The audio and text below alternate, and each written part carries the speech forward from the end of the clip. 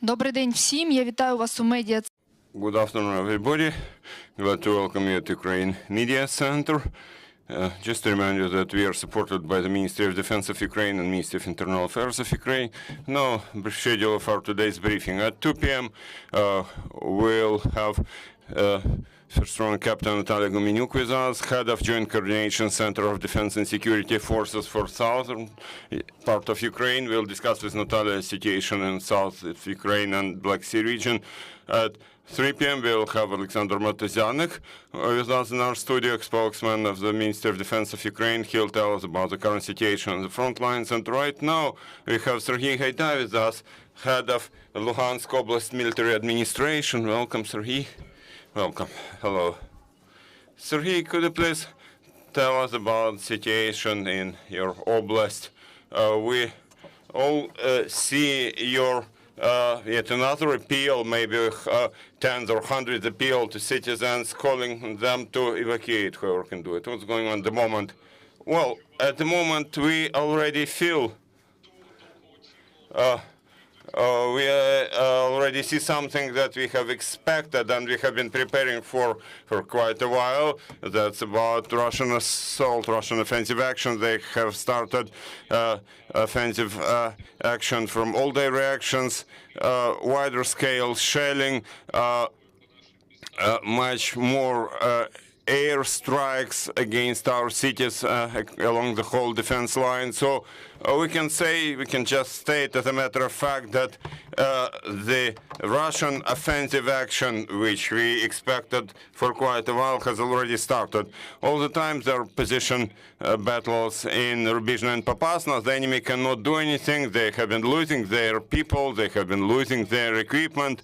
Our guys are downing their UAVs, and on the boundary between Luhansk and Kharkiv Oblast, aircrafts, airplanes are down, so we maintain our defense. And now about evacuation. We are carrying out evacuation. We do it every day, even though there is no ceasefire, no humanitarian convoy. We didn't have it even before.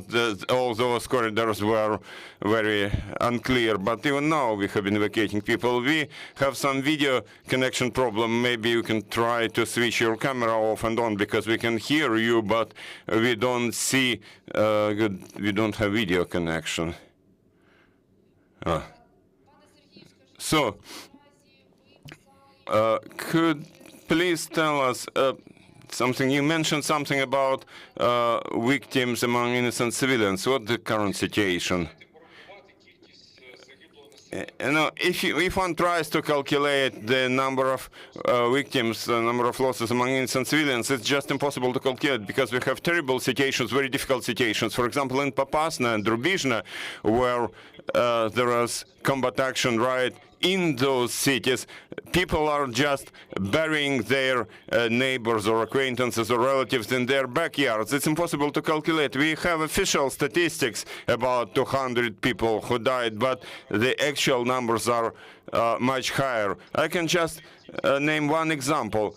One shelling of Lysychansk, in that one case, because of that shelling, almost 10 people died. They were just torn into fragments, and it took us 2 days to gather them because the shelling continued there. In Hirske, in that community, the situation there is also terrible. All those towns and villages around the town of Hirske are shelled, have been shelled all the time, continuously for 2 months. There is no one day without shelling. A lot of people died, and their bodies are just in the streets. It's impossible to collect them. It's impossible to count them, unfortunately. Yes, indeed, this is a terrible situation. What about wounded people? Is it possible to provide them with medical care, or you organize evacuation for such people? We have 2 hospitals which work in Severodonetsk and in Lysychansk. They have all the necessary medicines. We have supplied with them additional ambulance cars, because nowadays cars are just like expendables. Any shelling may destroy a lot of equipment, a lot of vehicles, so we keep a reserve of several ambulance cars for both Lysychansk and Severodonetsk. we have collected fuel from various places, and we keep that reserve so that if our base is shelled, we would have a reserve. And all difficult patients, we try to evacuate them in Dniprovsk Oblast, in other oblasts, because our hospitals would be unable, with increased shelling, would be unable to provide medical care. So they stabilize those patients or those wounded people, and then we evacuate them from the oblast. Mr. Haidai, could you tell us, we all see that during the last days there have been heavy battle action near Kremenivka, or in Kremenivka. What's the situation there? In Kremina, sorry. Unfortunately, by now, those orcs, those aggressors, have already occupied the city of Kremina. Our defenders had to withdraw because they were defending Kremina for almost 2 months, and the enemy had already targeted pretty much every meter of our defense line. And everybody clearly understood that, you know, there is nothing to keep there, nothing to hold, and nothing to find, nowhere to find shelter. And now our warriors were dying without defeating the enemy. So they withdrew, and they stay in their new positions, and they continue fighting in the Russian army, but in a more effective way. Mr. Haidai, we saw that people whom you managed to evacuate from Luhansk Oblast have already been in Kyiv Oblast in normal, good conditions. Is there any? Do you have any information about the numbers of people which have been evacuated and which have who have been evacuated, who have left the oblast, and where are they? Because as far as I understand, people managed to provide them with normal conditions, right? Well, in terms of numbers, in Luhansk Oblast, people who resided in territories controlled by Ukrainian government, where we had our defense line after the Russian invasion, it's about 350,000 people. Now we have about 70,000 people in the whole Luhansk Oblast. People either left in their own cars, on their own, or using assistance from volunteers, from churches. And we managed to evacuate about up to 40,000 people. All those people are not going nowhere. They go to Western Ukraine. They are all provided with accommodation, so they have a place to live. They are constantly provided with normal food, clothing, individual hygienic items, and medical assistance if needed. And then those people decide on their own whether they want to go, and there is a possibility to go to some further to some European countries to get a refugee status there, or to look for a job, or just to wait until we win and territories are deoccupied and they will be able to return to their homes, to their apartments, if those still exist. If not, then, you know, now the government has been developing a program for fast construction, and that construction would not be some container-like modular temporary residence. No, it's about fast construction of normal residential buildings, 4-story buildings with all those rooms, bathrooms, and everything, like with all those amenities in place. And people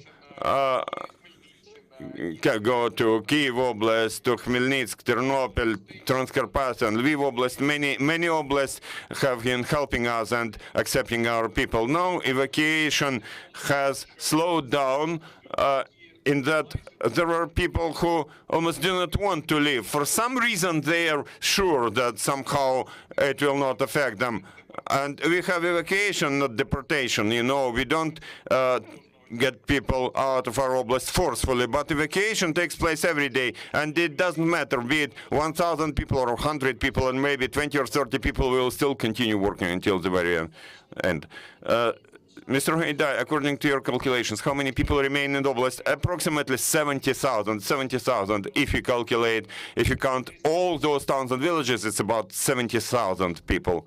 We also saw some information that most of towns and villages in Luhansk Oblast do not have electricity supply. Is this the case?